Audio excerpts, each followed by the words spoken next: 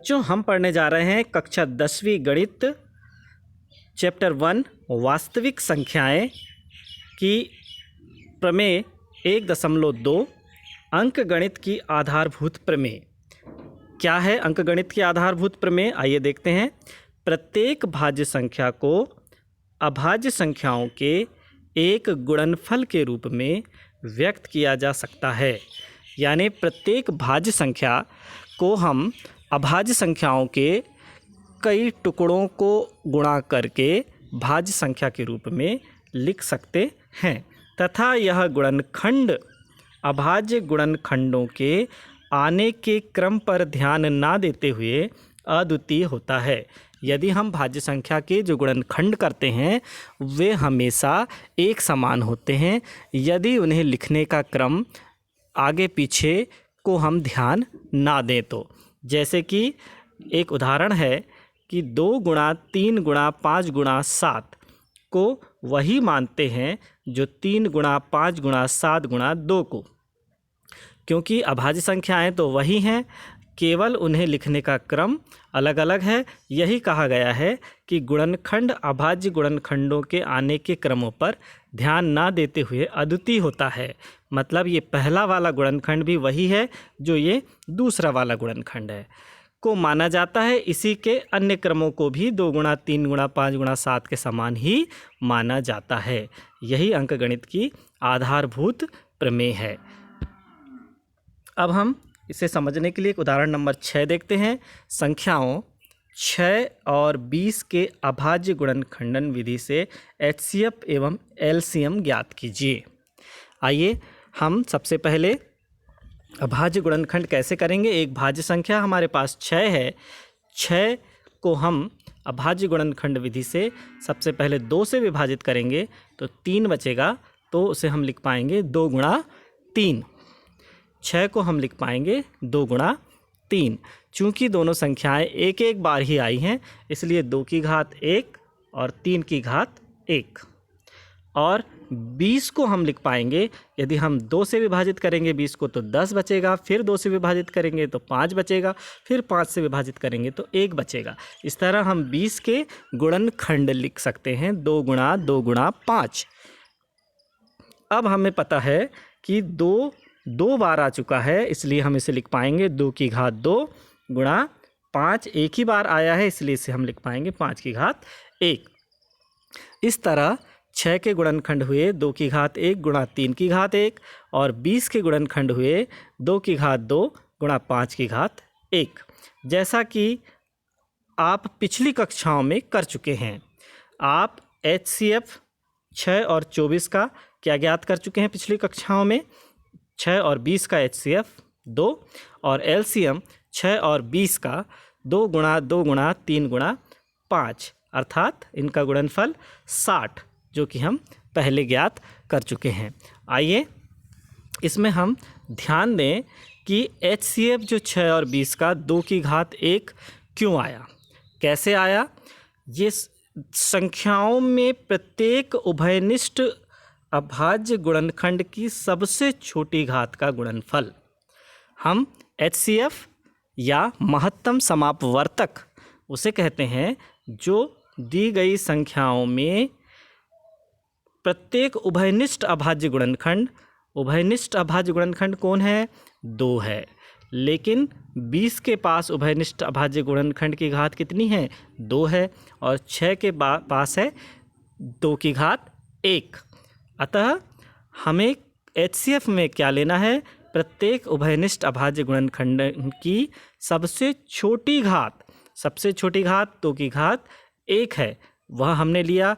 और चूंकि कोई और दूसरा अंक एक समान नहीं है, नहीं तो फिर उसकी भी सबसे छोटी घात लेते और दोनों का गुणनफल करते, तब वह एचसीएफ कहलाता। अभी उभयनिष्ठ अभाज्य गुणनखंड की सबसे छोटी घात ही हमारा एचसीएफ है। और यदि एक से अधिक पद होते सबसे छोटी घात वाले तो उनका हम गुणनफल करते, वह एचसीएफ कहलाता। अब एलसीएम क्या है? 6 और 20 का एलसीएम किस तरह से निकालेंगे आइए देखते हैं। 6 के गुणनखंड हैं 2 की घात 1 गुणा 3 की घात 1 और 20 के गुणनखंड हैं 2 गुणा 2 गुणा 5 अर्थात 2 की घात 2 गुणा 5 की घात 1। तो एलसीएम होता है संख्याओं में संबद्ध प्रत्येक अभाज्य गुणनखंड की सबसे बड़ी घात का गुणनफल। हमें प्रत्येक अभाज्य गुणनखंड को शामिल भी करना है और उनकी सबसे बड़ी घात को शामिल करना है।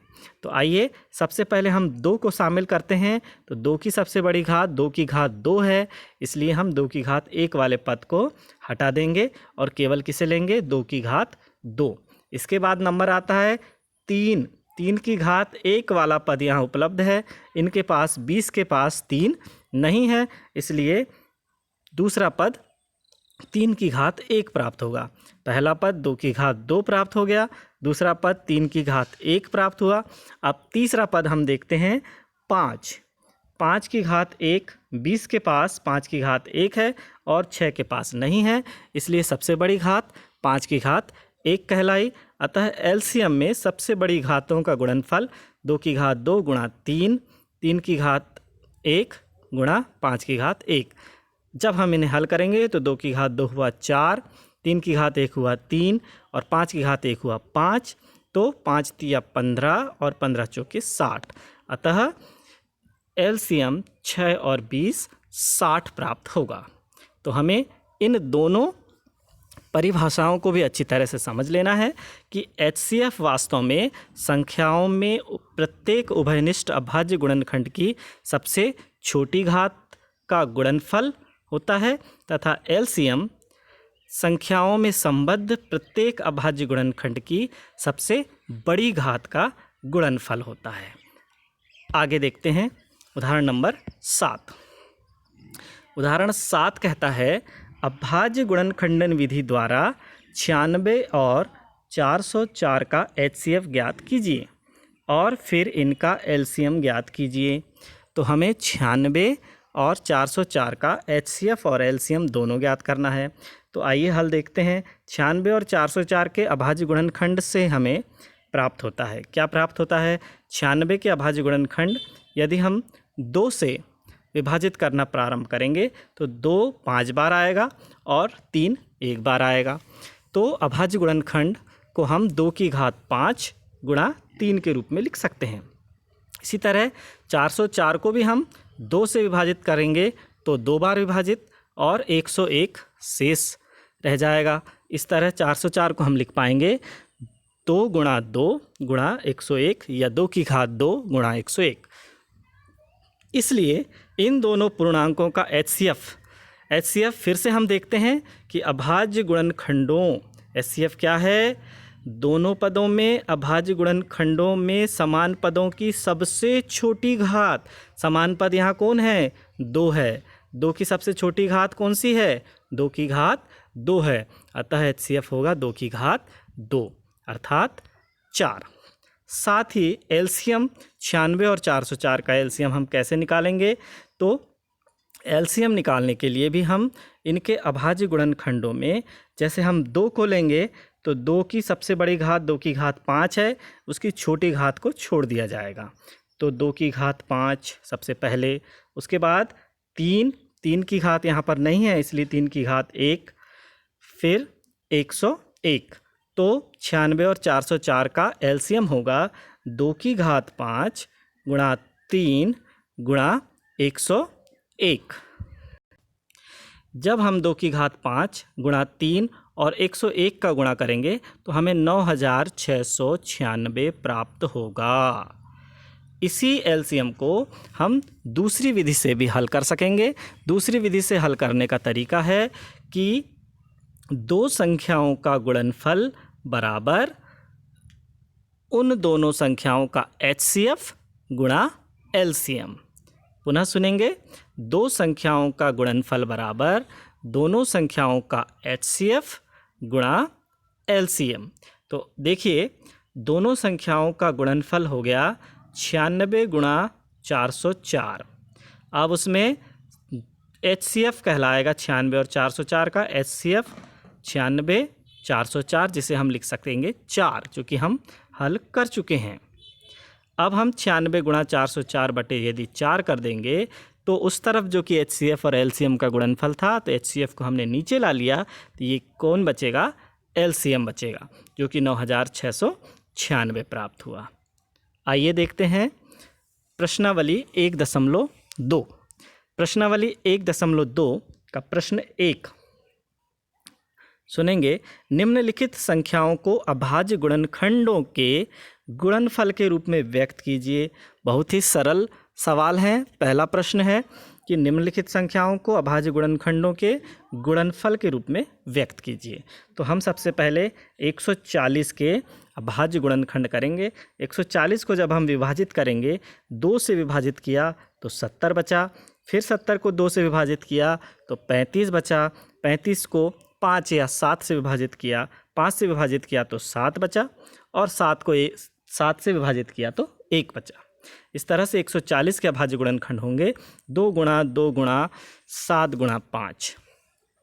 इसी प्रकार हम 140 को क्या लिख पाएंगे? चूँकि 2 2 बार है, इसलिए 2 की घात 2 गुणा 7 गुणा 5।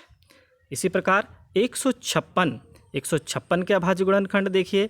156 को जब हम 2 से विभाजित करेंगे तो 2 सत्ते 14 और 2 अट्ठे 16, 78 बार जाएगा। फिर 78 को फिर 2 से विभाजित करेंगे तो 2 तिया 6 और 2 नम 18, 39 बार जाएगा। फिर से हम 39 को 3 से विभाजित करेंगे तो 13 बार जाएगा, और 13 को फिर 13 से ही विभाजित करेंगे तो 1 बार जाएगा। इस तरह 156 के अभाज्य गुणनखंड होंगे 2 गुणा 2 गुणा 3 गुणा 13। चूँकि 2 2 बार आ चुका है, इसलिए हम इसे 2 की घात 2 गुणा 3 गुणा 13 लिख सकेंगे। इसी प्रकार प्रश्न नंबर 3 3825 के गुणनखंड दिए गए हैं। देखिए 5 गुणा 5 गुणा 3 गुणा 3 गुणा 17, जिसे हम लिख सकेंगे 3 की घात 2 गुणा 5 की घात 2 गुणा 17। इसी प्रकार 5005 के गुणनखंड हो जाएंगे 5 गुणा 7 गुणा 11 गुणा 13, और इसमें कोई भी पद उभयनिष्ठ नहीं है, इसलिए इन्हें ऐसे ही लिखा रहने देंगे। फिर 7429 के गुणनखंड हो जाएंगे 17 गुणा 19 गुणा 23। चूँकि ये तीनों अभाज्य संख्याएं हैं और इनका कोई भी जोड़ा ना होने के कारण इनकी घात 1 ही रहेगी, 17 गुणा 19 गुणा 23। अब देखते हैं प्रश्न नंबर 2। प्रश्नावली 1.3 का प्रश्न नंबर 2। पूर्णांकों के निम्नलिखित युग्मों के HCF और LCM ज्ञात कीजिए तथा इनकी जांच कीजिए कि दो संख्याओं का गुणनफल बराबर HCF गुणा LCM। जैसे कि मैंने सूत्र बताया था कि दो संख्याओं का गुणनफल वास्तव में HCF और LCM के गुणनफल के बराबर होता है, लेकिन हमें यहाँ पर अब यही प्रूफ करना है। तो हम सबसे पहले HCF और LCM दोनों निकालेंगे संख्याओं का, और फिर संख्याओं के गुणनफल के बराबर उनका मान आता है या नहीं उसकी जांच करेंगे। तो सबसे पहले प्रश्न में 26 और 91 के अभाज्य गुणनखंड हम देख लेते हैं। सबसे पहले 26 के अभाज्य गुणनखंड हम करेंगे तो 2 और 13। तो 26 के अभाज्य गुणनखंड हुए 2 और 13। 91 के अभाज्य गुणनखंड हुए 7 और 13। तो दोनों में समान अंक कौन है? 13 है, और उसकी सबसे छोटी है 1 है। अतः HCF हमें प्राप्त हुआ 13। दोनों में समान गुणनखंड की सबसे छोटी घात। अब हम LCM की ओर जाते हैं। दोनों के अभाज्य गुणनखंड में हमें ये चेक करना है कि सभी अभाज्य गुणनखंडों की सबसे बड़ी घात ली जाए, तब हम LCM तक पहुंच पाएंगे। जैसे 2 गुणा 13 और 7 गुणा में 2 की सबसे बड़ी घात 2 है, 7 की सबसे बड़ी घात मतलब स्वयं 7 है, और 13 में दोनों में एक एक ही घात है, इसलिए सबसे बड़ी घात 13 ही हुई, और LCM हुआ 2 गुणा 7 गुणा 13, जिनका हमने गुणा किया तो 182 प्राप्त हुआ। अब हमें LCM 182 और HCF 13 मिल चुका है। अब हम 182 और 13 का जैसे ही गुणा करेंगे, LCM गुणा HCF जैसे ही करेंगे तो 2366 प्राप्त होगा। उसी प्रकार जब हम दोनों संख्याएं अर्थात 26 और 91 का जब हम गुणा करेंगे तो 2366 ही प्राप्त होगा। अर्थात यह सिद्ध होता है कि एलसीएम गुणा एचसीएफ बराबर दो संख्याओं का गुणनफल ही होता है। आगे इसी का प्रश्न नंबर 3 देखेंगे। 336 और 54 के अभाज्य गुणनखंड। हम सबसे पहले 336 और 54 का एचसीएफ और एलसीएम निकालना चाह रहे हैं और उसकी जांच करना चाह रहे हैं। तो 336 और 54 के अभाज्य गुणनखंड हम लिख देंगे। 336 के अभाज्य गुणनखंड है 2 गुणा 2 गुणा 2 गुणा 2 गुणा 3 गुणा 7, जिसे हम लिख सकते हैं, चूँकि 2 2 4 बार आ चुका है इसलिए इसे 2 की घात 4 गुणा 3 गुणा 7। 54 के अभाज्य गुणनखंड है 2 गुणा 3 गुणा 3 गुणा 3, जिसे हम लिख सकते हैं 2 गुणा 3 की घात 3। अब हम यह चेक करेंगे, सबसे पहले हम एचसीएफ ज्ञात करेंगे। तो एचसीएफ ज्ञात करने के लिए दोनों संख्याओं के अभाज्य गुणनखंड में समान संख्याओं की सबसे छोटी घात, 2 और 2 में ये दोनों समान संख्याएं हैं, उनमें छोटी घात कौन सी है, 2 है, जिसे हमने यहाँ लिख दिया। फिर 3 और 3 की घात 3 भी समान संख्याएं हैं, जिनमें छोटी घात वाला पद कौन सा है, ये 3 की घात 1 अर्थात 3 वाला है। तो दोनों की छोटी घात वाले पदों को हमने लिख दिया 2 गुणा 3, और उसका हल करने पर हमें प्राप्त हुआ 2 तिया 6। इसी प्रकार एलसीएम ज्ञात करने के लिए संपूर्ण अभाज्य गुणनखंडों में समान संख्याओं की सबसे बड़ी घातों को लिया जाएगा और असमान संख्याएं जो संख्या अकेली है उसे तो लिया ही जाएगा, साथ में जो समान संख्याएं हैं उनकी सबसे बड़ी घात ली जाएंगी। तो 2 और 2 की घात 4 में अब एलसीएम में हमें 2 की घात 4 लेना है। 3 और 3 की घात 3 में, चूँकि हमने एचसीएफ में 3 लिया था लेकिन अब हमें बड़ी घात लेना है, इसलिए 3 की घात 3 लेंगे।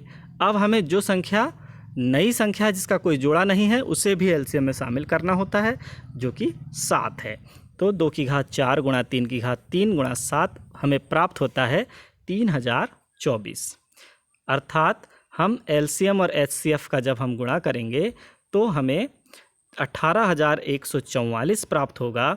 उसी प्रकार हम दोनों संख्याओं का गुणनफल करेंगे तो भी हमें 18144 ही प्राप्त होगा, और दोनों मान सत्य आते हैं तो हमें सूत्र की पुष्टि होती है कि किन्हीं दो संख्याओं का गुणनफल उन दोनों संख्याओं के एचसीएफ एवं एलसीएम के गुणनफल के बराबर होता है।